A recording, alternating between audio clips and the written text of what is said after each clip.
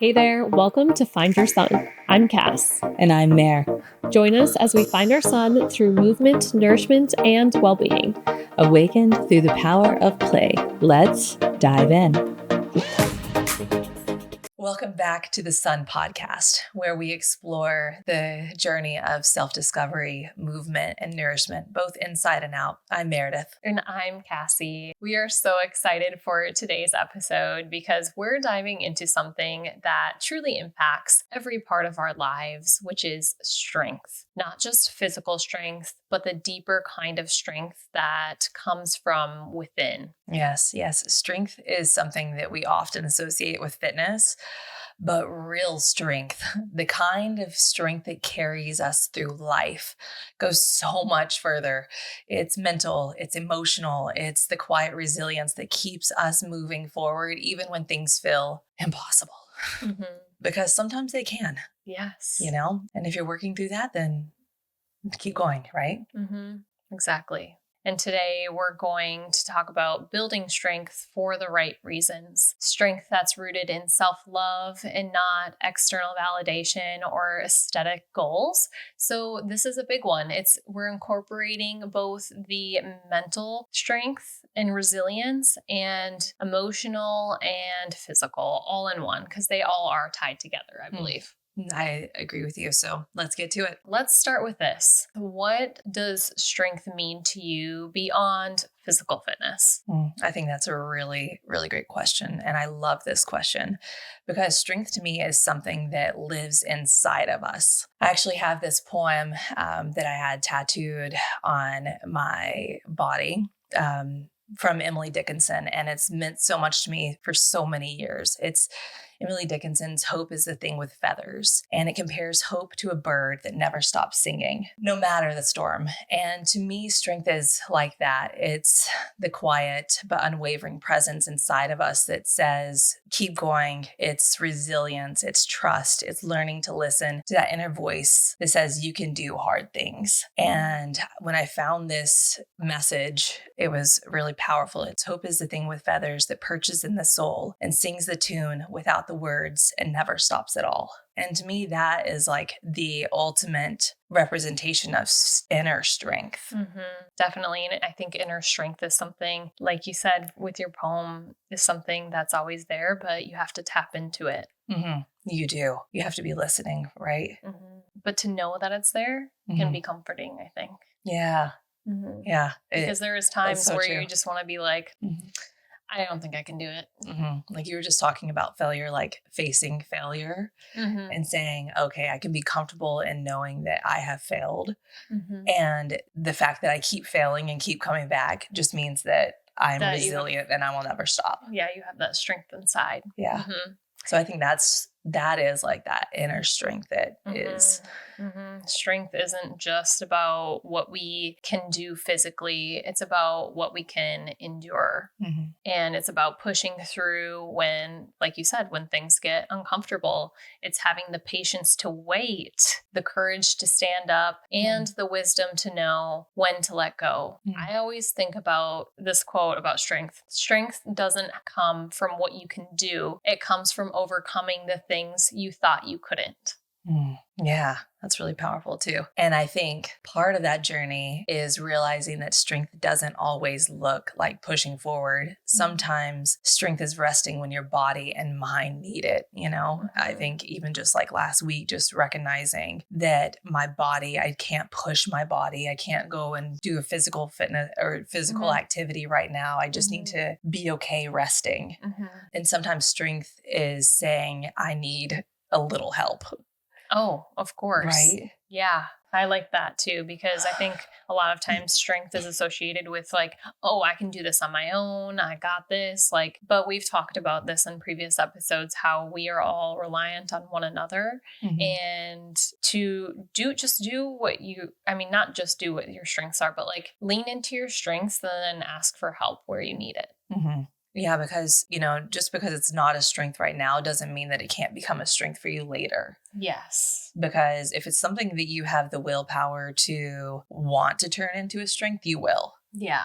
So, Definitely. yeah. And I think when we ask for help, it takes a lot of vulnerability in saying, like, I need a little bit of that extra push right now. But, and I think I'm probably still working on that, because I think that for so many years I've been doing things on my own with the help of my husband. It's like we are very reliant on each other. But for me to ask help, it's outside of that, yeah, it's a challenge. I think I definitely get that too. Powerful one that you have to become comfortable in saying, I need a little help. Definitely. I think so too. And another question that I have for you, I guess, is have you ever pursued strength for external validation, like wanting to prove something to yourself or others? Oh, yeah, absolutely. I think for a long time, my relationship with movement wasn't about feeling good. It was about looking good. In my teenage years, I would use exercise as a way to, like, unfortunately, like, punish myself, especially like if I was overeating or something, because I didn't have a healthy relationship with food or with physical fitness. I didn't understand that, like, physical activity was something that was meant to make me feel good. Uplift you. Yeah, uplift. Like, it was it's internal way. Exactly.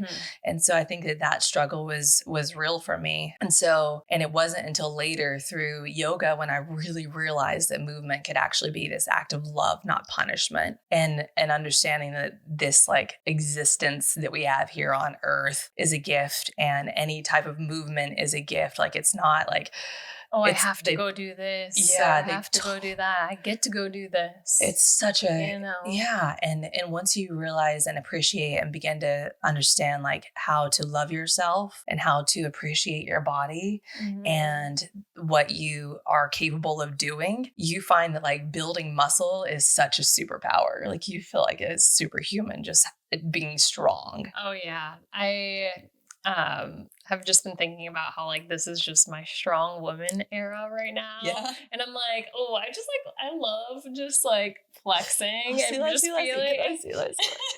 Oh, yeah. Oh my gosh. No, I'm not like that. I mean, it's pretty good. I had arm day today. No, but it's not even just for, like, the external part, like you were saying. Yeah. Now it's just like feeling my muscles makes me feel good, but, like, there is also science-backed evidence that strength training and building muscle can actually help you build strength in other areas of your life. I believe it. So building that physical strength is still important, even though that's not what strength is all about, but it helps you gather that strength that you need when times get hard, when other life events happen, because they will inevitably get hard. And it gives you something to turn to because it's something where you can go and build that mental fortitude to keep going and to continue challenging yourself. Like, you realize that you are capable of so much more when you begin to strength train, or when you begin to run, or when you begin to stretch or do yoga, because or it's surf, like, or whatever it might be. Like, whatever that movement is, like, it shows you that you are capable of so much more. And then it extends itself to other areas of your life. Exactly. You're progressing. And not only that, you're releasing endorphins as you're lifting. There's, like, a science behind why you feel good after you lift. It's not just, like, the feeling of, like, oh, I got to do that, but, like, there's actually endorphins in your body that are helping you feel good. So going back to what you were saying, Meredith, about, like, how you used to use exercise to as, like, external validation or to, like, look good, I definitely resonate with that. When I first started lifting weights, I wanted to be strong, but if I'm being honest, I wanted to prove something. I'd push myself harder than I should sometimes and compare myself to others and attach my worth to how much I could lift. And I remember, like, going to F45 and, like, looking at other people as I'm, in this group training and being like, oh, can I do that? Like, she can do that, so I should be able to do that. Like, I remember having that kind of conversation in my mind. Like, it wouldn't obviously be, like, external, but, like, I do remember having that feeling because I'm a very competitive person, and it's not a good feeling, and it wasn't for the right reasons. So how did you work through that feeling? So as I got older, my mindset shifted, and I think that just came with age and like the feeling that I got afterwards. And like, honestly, I would push myself so much that I would feel like almost burnt out. It wasn't sustainable. Totally not sustainable, right? So that's kind of what pushed me out of it. And now, you know, with the mindset shift, strength training is for me and not for anybody else. It's to help me feel good. And I still love those like external like progressions for myself, but I don't compare them to other people.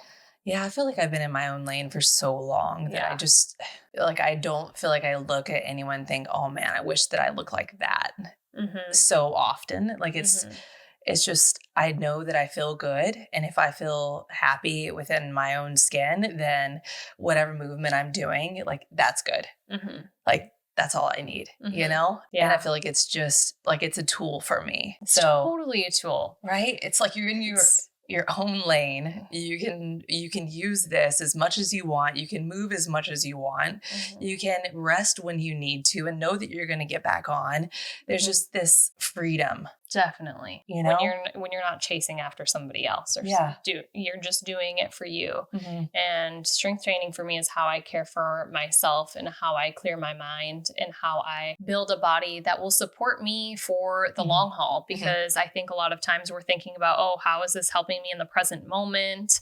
But it's also something, strength training specifically, that can help in your longevity, especially when you get older, because your joints need muscle to be able to move properly. Your muscles are what pulls your bones and move your joints.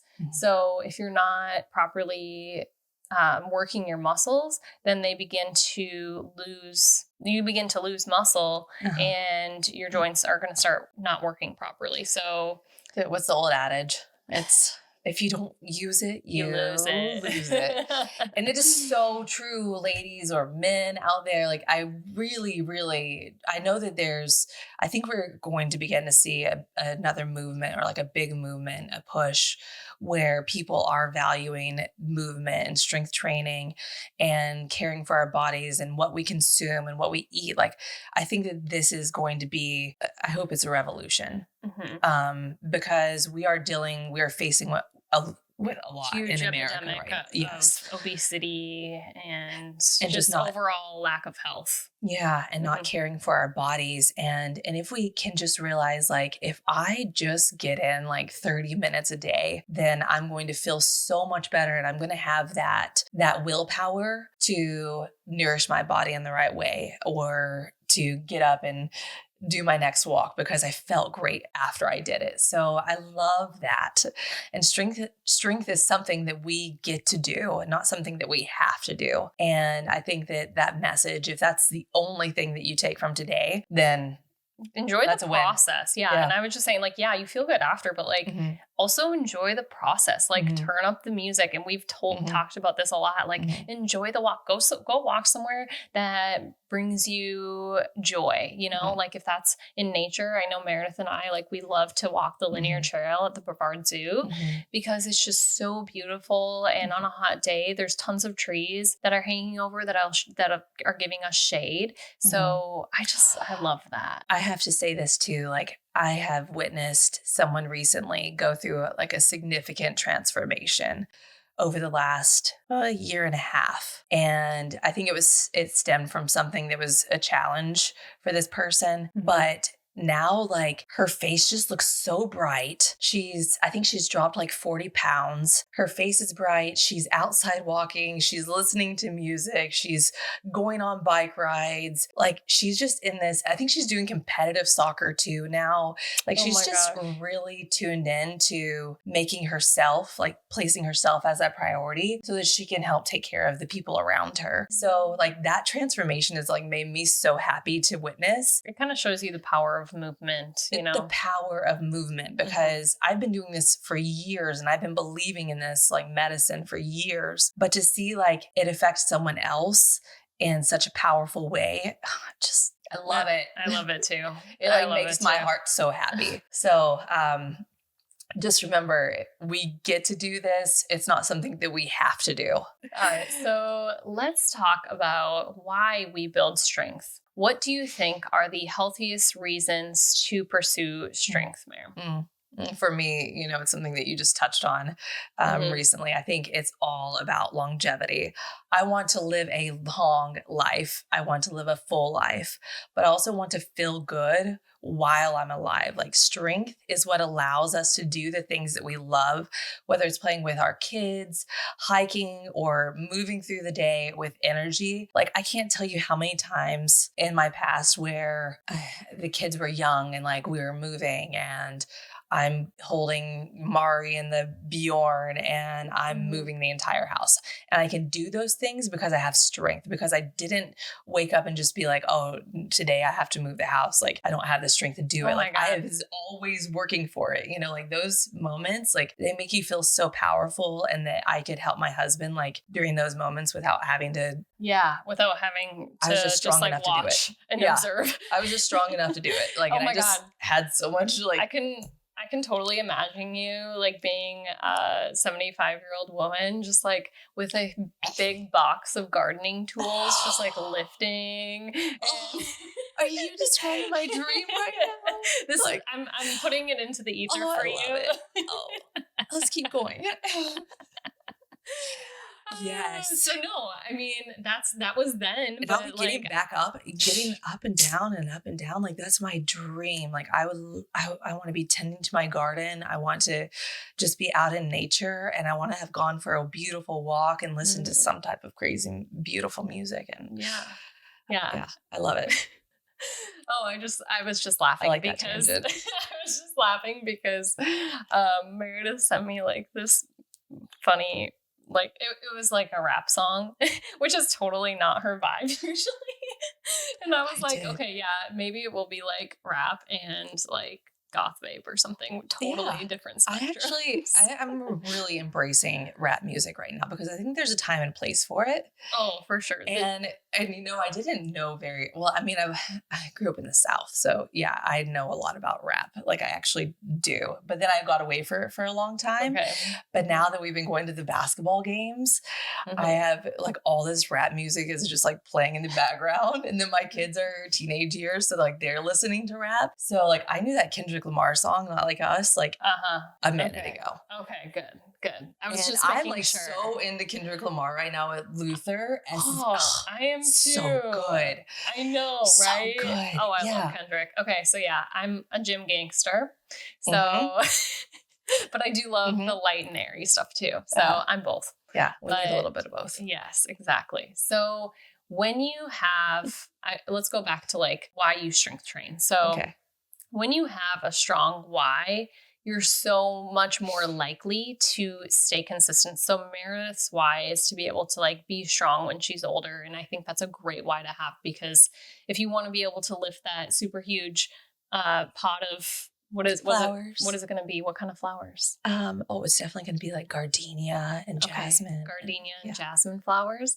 Then you have to, that's going to help you stay consistent, because that's like such a internal and not necessarily a quantifiable goal, but it's something that will keep you going no matter what. Like if you don't reach a short-term goal, it won't matter, because you're still going to be training for that 75-year-old Meredith. Yeah. It's so true. And then also you think about grandchildren, like you're going to be carrying them, and I want to be able to carry them. Yeah.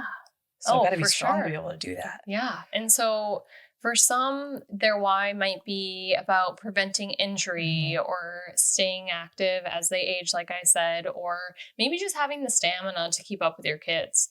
So, and then for others, it's about setting an example for their kids. And for some, it's about mental strength, because movement is such a powerful tool for managing stress and anxiety. And if you're in a downward spiral, let me tell you, this is something that can help get you through. And yes, you do need to go seek other help as well. Like I'm not saying don't go see a regular doctor.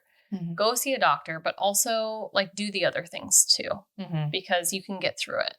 That's huge. Movement changes your mind. It literally rewires your brain. And studies show that exercise increases the production of dopamine and serotonin, which help boost and reduce stress. And we can't I don't think that we'll ever be able to discuss it enough, because I think that until we see that it's just something that you just know that everybody's doing out there to care for themselves, then I think that that's when you can stop talking about it so much. Well, yeah, it's about setting that priority, and the priorities of the American dream have kind of surpassed that. Speaking of balance, how do you personally balance external goals like aesthetics with internal motivation? So like, I think it's okay to still have external goals. Like I still have external goals. Like I want to hit 5 push-ups by the end of the year. That's like an external, something external. I guess, how do you balance those two?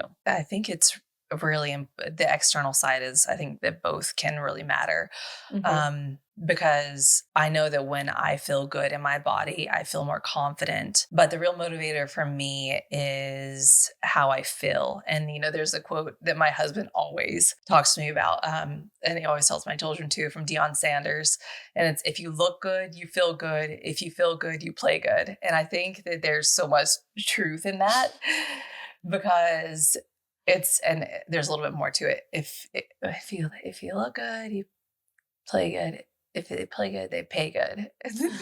So it keeps going.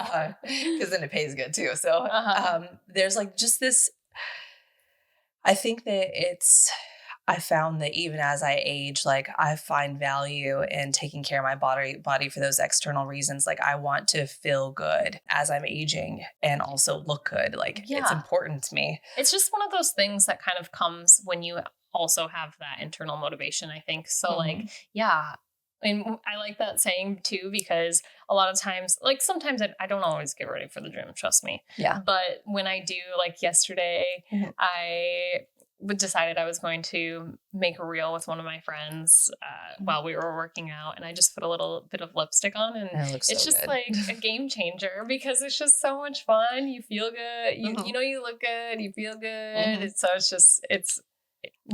does. I feel that for sure. Yeah. So I think that's a good reason, Yeah. And I think like the key is to let those external goals be secondary and not the driving force to your workouts and to your strength. All right. So let's get a little practical. What are some daily habits or affirmations that help you cultivate strength through self-love? Yeah. One of my favorites is like one of the quotes that I love a lot is, "Don't judge each day by the harvest you reap, but by the seeds you plant." I think not having any kind of judgment about what I did that day or how many steps I got in is really freeing. And it's more about those daily consistent habits versus like what I just did, the only things that I did today. Like, so if, like you were saying, you weren't able to work out for 2 weeks because you were sick, it's like, as long as you were consistent before that, it doesn't matter. Yeah. I don't really because think you've already planted those seeds so much and so often that, like, I'm like itching right now to go outside and walk. Like I'm like I just can't wait.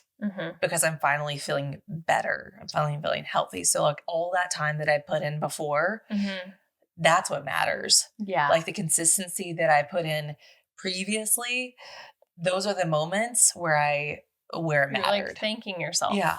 Because where now it's just like, okay, I'll just get back on. Yeah. I'll just go get back outside and and granted, like, you have to I'll probably be a little sore. Yeah, exactly. Like, I know that my butt is probably going to be a little sore after a good strength training workout, because you do have that atrophy that happens while you're sick, or you feel a little bit more weak. So you have to push yourself just a little bit harder. You have to build up to it too. But you have the muscle memory, right? So like your muscle already remembers how to grow.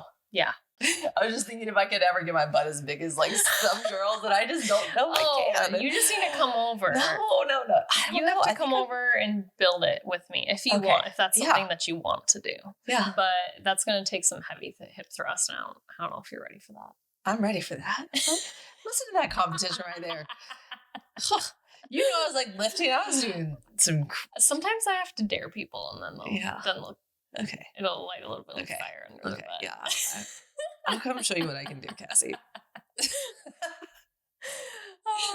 That's just some friendly banter. Oh, okay. So another thing that helps me keep going too is having accountability. So even though I am a coach, definitely know what to do most of the time. Granted, my coach has been coaching longer than I have. So he's a little bit he's further down the rabbit hole than I am.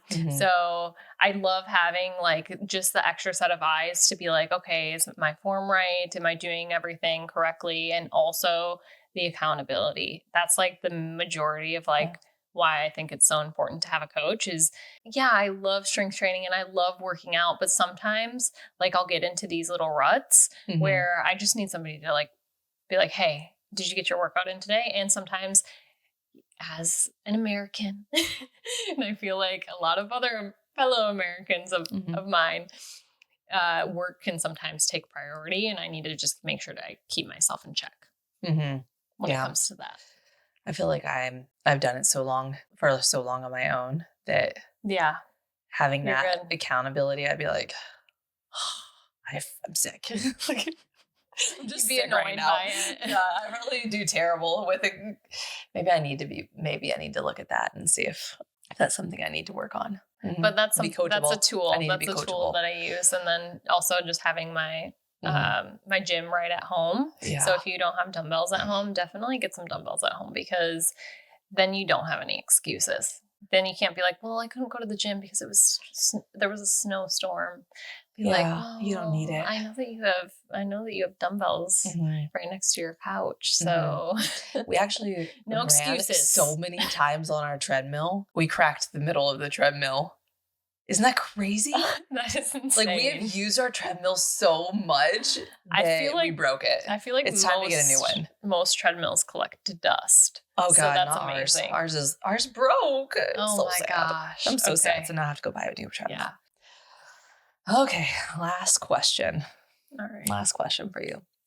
So can you share a moment where building strength helped you overcome a personal challenge?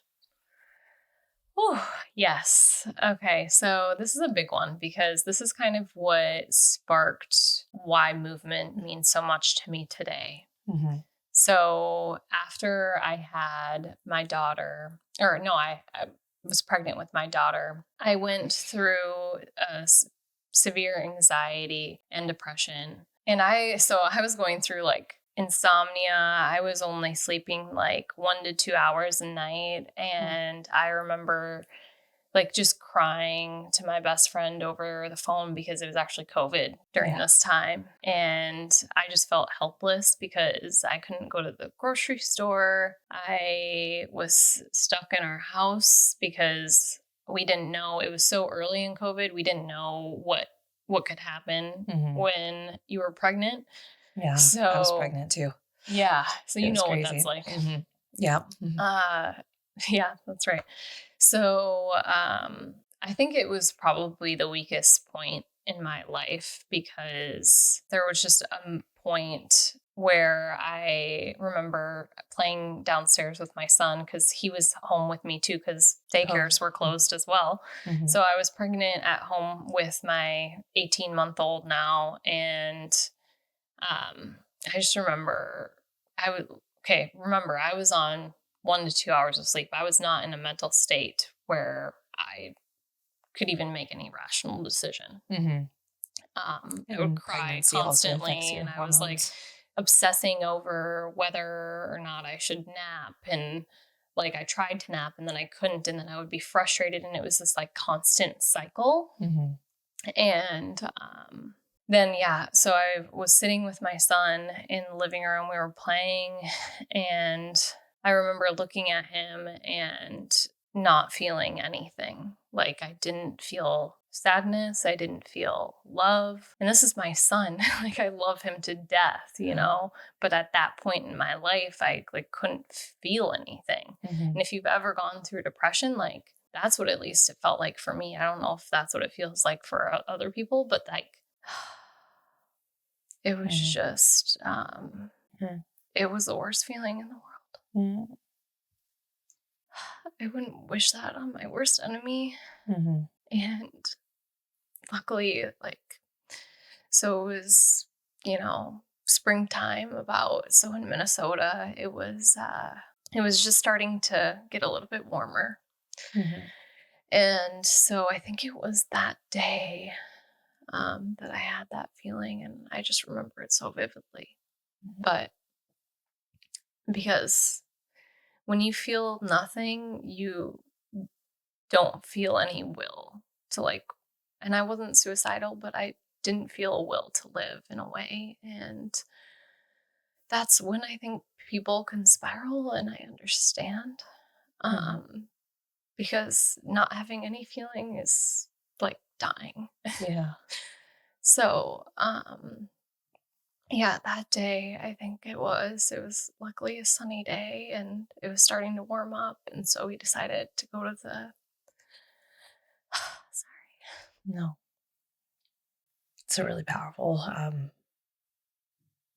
message, because you're sharing something. So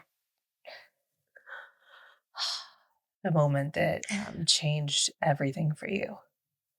And it's something that you can pinpoint, that I think that you and I have had a couple conversations about, and it's very real, and it changed you. It did. Yeah, and so that day, sorry guys, that day we went outside, and I just didn't want to feel that feeling anymore. So, or like that not feeling, I guess. So I just started doing something that made me at least feel something physically, because I could do something about that. And so even though I hadn't slept that day, I was like, I'm gonna run around these baseball fields. So I literally just, as I was pregnant, I just sprinted. Now, did you know movement? You had volleyball, but Yeah, I mean, I had movement in my life, but that's when I found power, the actual power movement can have on somebody's life, on my life. So yeah, it was like that moment where I was running around the baseball fields, and I finally felt something. Like I was able to feel my heart beating, and I could feel that I was tired, and it's that little spark of feeling that helped me get through. And I do have to say, that wasn't the only thing either. I was in a deep spiral, and if you ever experience something like that, you definitely still need to go get medical help. I definitely got on some SSRIs, and I had to talk to a counselor, and I had to do all of the things. I got really strict about my sleep hygiene, and I started doing yoga at night and making sure the lights were all dim. And that's where I found sleep hygiene as well. So it's sometimes in those darkest moments in your life, you find those things that you can hold on to that mean so much to you and that help you get through whatever it is. It's that hope. Some movement gave me hope. Yeah. Hope is the thing with feathers that perches in the soul and sings the tune without the words and never stops at all. Yeah. And I think you can understand that because you found that small voice within that said, just keep going. Just keep going. Exactly. And gosh, this is now episode 2 where we've gotten to this moment. Because, this is a very real thing. And I think that I've also chosen movement as my foundation, my it's everything to me, because I know what's on the other side of that. Yeah. And that is not a place where I want to spend my time, because I want to feel alive. And when we make our heart race just a little bit faster, it helps us through those moments, push through, right? And we realize what we're capable of. Exactly. It was. You're so right, and I couldn't put it into words. So I'm so glad that you're here with me because it's Yes, like you when can. you're You in did put it that into emotion, words. when you're You in know? that emotional state, I feel like it's hard to, get it out. But yeah, that is what it was. It was this like inner hope and strength that I had. And I was just like, it doesn't matter if I'm tired. I'm not going to try to nap. I'm not going to try to do anything. I'm just going to run around these Yeah. baseball fields because I need to feel something. Mm-hmm. And that's where, yeah, movement is powerful. It is medicine. It is hope, Mm-hmm. It is. Yeah. And it's, and if you find yourself like in those moments, like, yes, seek help, but I also just know to listen to your own internal voice that's very powerful. It has a strong will to live, and um, it will usually guide you. Find your sun, like find that light. Mm-hmm. Fine. Find that light that's within you that will always be inside of you. And that's strength. Yeah, and that's strength. So, strength to keep going. Yeah, that's strength to keep going. So this is, yeah, That story. That's a really powerful story, and I'm so happy that something shifted inside of you. And I had a moment that was a very challenging time for me whenever I lost my job. It was a really tough time. I lost my job. I thought that I was like in this like grand position, and I was so excited and motivated, and I poured my everything into this. So like, I want to tell you about a time that movement helped me see through. And instead of like spiraling, I woke up the following morning after I lost my job, and I walked outside and I just started running, like legit, just like Forrest Gump. Like I just went outside and I started running, and I ended up running 2.68 miles. I will never forget. I like was not an athlete at this point. I was not moving. I did not have this will at that time. But it was the first day that changed everything for me because it taught me what I was capable of. And I didn't stop waking up to go for a run for a very long time. And so much so that I committed to running 134 miles around Oahu with a small team. And that moment, that decision changed me. And it taught me that even when life throws us curveballs or whatever it might be that you're facing, like you can keep moving forward. And I think that that's like the most powerful message that we want to continue to get across through this podcast is that there is so much power in taking care of your body, so much power in taking care of your nourishment and taking care of your mind. And I think that and that's where it's like finding your sun, that light within is so important because we have to find what it is that will bring us back to life, because life does knock you down from time to time. Yeah. And it's in those moments where you truly find out who you are. And I'm sure you all have your own stories where you felt knocked down and where you had to dig through. And it's all about resilience and self-love and finding that why that keeps you moving, Finding that little bird inside of you that keeps singing. That little bird. Yeah. Okay. I want to tell you this because I think it's kind of cool, but like I got the tattoo backwards. So it's in my own handwriting, and I got the tattoo backwards so that when I look in the mirror, I can read it. Oh my gosh, that is so cool. I didn't know that. How come I never knew this? I don't know. See, we still can discover things about each other. But yeah, I think so. I flipped it around. That's really cool. I'm gonna get a tattoo like that now. Yeah.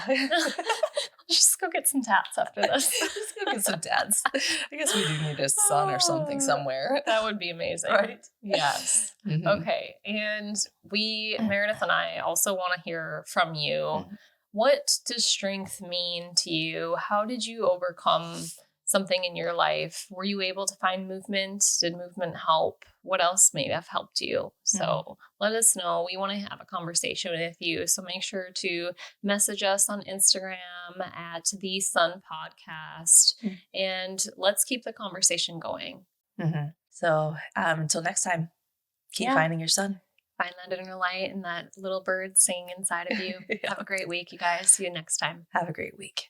Just before you go, if you want to sprinkle some love our way without spending a dime, why not hit that subscribe button on our YouTube channel? It's like giving us a hug through the internet. So please give that button a little tap and join our Sun family. Thanks for tuning in to today's episode. We hope you found the discussions enlightening and inspiring. Please note that the information provided in this podcast is for general informational purposes only. All opinions expressed here are solely our own and do not reflect the views of any sponsors or affiliate partners. And before you apply any of the health strategies discussed on the podcast, we recommend consulting with a professional to ensure it is appropriate for your specific circumstances. Remember, we're here to spark conversation and ideas, not substitute for any professional advice.